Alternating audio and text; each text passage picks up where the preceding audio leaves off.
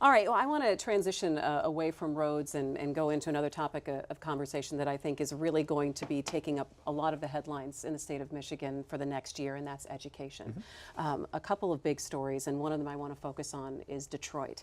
On the 31st, the Coalition for the Future of Detroit School Children should be giving them your report, or their report on reforms for the city of Detroit. But earlier last week, a couple of members weren't too thrilled with the move that you made, the executive order to take the reform district and take it out of the Department of Education. How do you answer their concerns and explain why you did that? Well, yeah, well, those are two separate issues in many ways. The coalition effort I've supported from the beginning. Actually, I encouraged them to form the coalition. And I think they've been doing a lot of great work. So I am really looking forward to their recommendations. And I hope to incorporate many of what they come up with in things I could recommend to the legislature. So that's on a positive path because that's about all of education in Detroit. My view is whether it's the Detroit Public Schools, the EAA, charter schools, let's raise the bar for all schools in an equal, fair way and have better performance. That ties into the executive order I issued. One of the challenges is we need to be proactive on that, and there's the school reform office. I've had a great working relationship with Mike Flanagan for a long time, but not as much has been done as I'd like to see potentially happen in school reform. So one of the things I thought would be helpful is let's move the office over. I still want to work and be a good partner with the new superintendent that will be coming in and the Board of Education. But I thought it appropriate that I have it more under my purview. Well, why not give the new superintendent a couple of months to see if you can work with him and wait on that move? Well, I'm happy to have that discussion with the new superintendent when they get on board. Mike Flanagan's still around for a number of months. But again, I thought it was best to start the process so we can be as prepared as possible. And again, my hope is I'll have a good relationship with the new superintendent. But the school board is elected independently and has a certain amount of constitutional authority over schools, just as you do. And they believe that you've overstepped that line, that you're beyond what the Constitution allows you to do. And they're thinking about filing a suit to say so. How would you answer that criticism? Well, again, I went through the process and I got good advice from lawyers From that said it was clearly constitutional. I think if you look at the commentaries, most people will say that. So again, I'm not sure whether John Austin's a lawyer or not, but I would recommend he get some advice because again, I think I'm following the Constitution clearly. And again, this is about managing the executive branch of government, and that's my job. What is it specifically that you feel like the school board and the superintendent have not done, or what have they been in the way of you trying to do with failing schools that you had to move this? Yeah, I wouldn't even call it getting in the way. I would describe it as I think if you look at traditional public sector operations, I tend to want to operate at a faster pace than most public sector operations.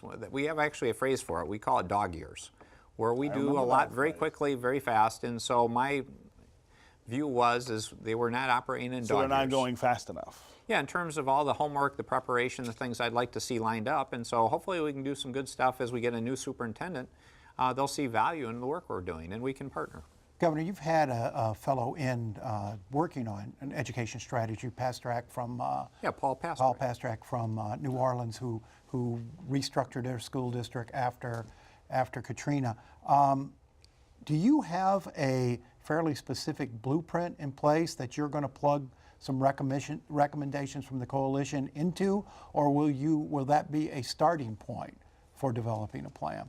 What I would say, Nolan, is we've done a lot of work in the background and we've looked at a number of options. So we're sort of seeing which path the coalition takes, whether they go one direction or another. We understand those pretty well, and hopefully we're doing a lot of preparatory planning because I don't want to wait a long time if I'm going to the legislature. So I think we'll probably come out with recommendations in weeks after they're done, not months, and try to move fairly quickly because we can't wait with these kids. And we shouldn't. And with respect to Paul Pastrak, I appreciate that. He's actually loaned to us from the Broad Foundation, which is one of the leading educational foundations in the country. And so it's great to get kind of best-of-class resources in Michigan helping us do that. And I want to thank the Broad Foundation in particular for that support. So how specific detail are you expecting from the commission in terms of their recommendations? Well, I think they're going to be fairly specific. Again, I've been actually very proud and amazed and thank them for their work. I've not attended their meetings, but I've had representatives kind of sitting on their meetings, and they've had meetings that go for 5-6 hours is not unusual. And these are people that they're doing this as supplement a They're all community volunteers. service. They're volunteers, and the amount of time and effort they're putting in, it's impressive. You say that you want to go to the legislature with whatever some changes of the Reform Coalition comes with. What would those changes be that you would need legislative approval? Well, Christy, actually, that's where, to be open, I'm not going to give you a list because, again, I don't want to bias the coalition effort because I really want it to come out of the coalition on things that we can build on rather than saying, the governor from Lansing came up with a whole bunch of ideas. That's why I encourage the coalition so much because I'd like to incorporate as much as possible in what we're doing. And I don't want to create kind of a preconceived notion to say this is what I say needs to happen.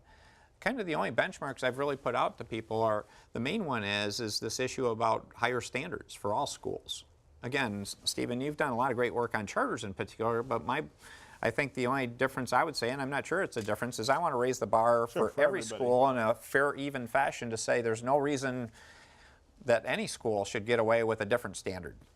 Let's have them all go up. Do you worry that by saying that you're going to consider what this coalition gives you, that you set yourself up that if they come up with things that you don't agree with or don't think are practical and then you don't accept it, that you're then in the same position of being the outsider coming in and overruling local voices on Detroit schools? I mean, the state has been running Detroit schools a long time. People are very frustrated with that situation. It's sort of a precarious dance you've got to do then with there is risk to coalition. that. No, I knew that from the beginning.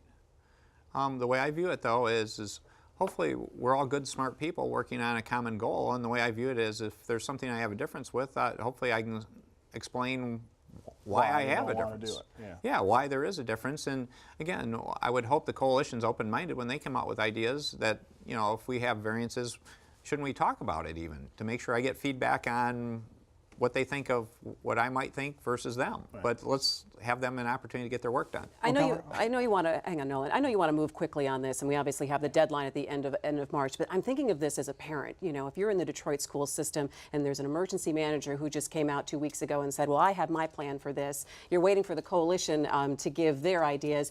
You have a certain amount of ideas in Lansing of what you would like to see happen. What can you tell a parent of a student in Detroit what they can expect in the next 6 months? Sure. What I would say is we're talking about more a global environment for standards for all schools. There's still a lot of good hard work being done by the emergency manager in Detroit Public Schools to improve DPS.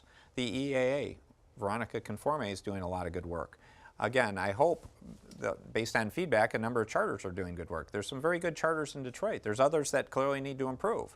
So this is the thing that all those activities are still ongoing. What I would say is what we hope to get out of this is kind of a more rational, big picture answer that can help solve some of these structural problems that really have held back, I think, improved standards. Governor, debt's a huge issue. $52 million a year in debt service, more than $1,000 per student per year. We've in background talks with some of the commission members. They're talking about the need for the state to sort of take on responsibility for some of that debt and also to provide funding for other key reforms like transportation to get kids to school so they're not taking 2 or 3 hour bus drives as some are. You're going to have to go to the legislature if that's part of your plan and asking for more money. This legislature last year provided a lot of money for Detroit and that's ongoing. Is there an appetite in the legislature to also provide, for lack of a better word, bailout money for the schools? Yeah, a couple of things on that, Nolan. One, the transportation issue is a challenging one, but again, that's a whole separate question of public transportation. Actually, this roads vote actually can have a positive impact on that because it will help with public transportation. On the whole question of debt service, though, in DPS, it is a serious concern and a serious problem because if you look, ultimately, who backs the credit of a lot of the DPS debt is the state of Michigan. So this is why some of the other things people talk about I don't view as likely options or as viable. And I think we do need to look at a long-term solution about not just DPS or Detroit schools, but challenged school districts, distressed school districts across the state. But I wouldn't call it a bailout. Again, I'm not a bailout kind of guy. If it really needs to be part of saying, here's a structural answer to say, you're at stability now and there's a positive path to move forward. That's ultimately solving the problem, and then can you appropriately invest? In terms of what we did in this last year's budget, I put a marker in to say I'm open-minded to that. We actually set aside $75 million of school aid fund dollars for distressed schools that could accommodate, that broader question in the context of not a bailout, but a smart investment plan to say, let's get stronger schools in Michigan. Well, but whether you call it a bailout or a restructuring, I mean, you still have a system with 42,000 kids right now that's got capacity, I think, for 100,000 kids. And the reason that that's so is because the city depopulated in a really random and haphazard way. So you have to keep schools open in some areas, even though they're only at 30 or 40% capacity. I mean, it sort of gets the idea that maybe the way that we try to fund school districts like Detroit is antiquated, that if you do it just dollars per student, you'll never raise enough money to keep the system going at the size it is. Are you thinking about different ways to sort of come up with how to make the system function so that you're not running this sort of perpetual overcapacity which feeds the debt and deficit? Well, I think that's, I would take it out of the context, and I appreciate your comment. You described it well on the DPS level, but I would rather look at it as the citywide level. The whole, okay. The city, and that gets back to the coalition, and that's why I think the coalition effort ties directly into the long-term stability of Detroit Public Schools, and I want to see a stable, strong Detroit Public Schools over time accompanied by other options. So you think you can save the district intact as a public school district like the others and have it operate alongside these other authorities? I think that is a viable option that needs to be addressed, and I think that's where the coalition work and Well, the is leader it work all can chart- help show that. This is going to have to be the last quick question, Nolan. Is an all-charter Yes. formula like New Orleans have? Is that an option? Well, again, there's always options. And again, what I would say is I don't view that as the first option we should look at. Okay. It's really how do we accommodate. This is where I go back to my earlier statement. Too often people sort of jump to it's got to be a traditional public school or it's got to be a charter. In a lot of ways, I want to approach this as I'm happy, I can live with either answer if the standards are higher.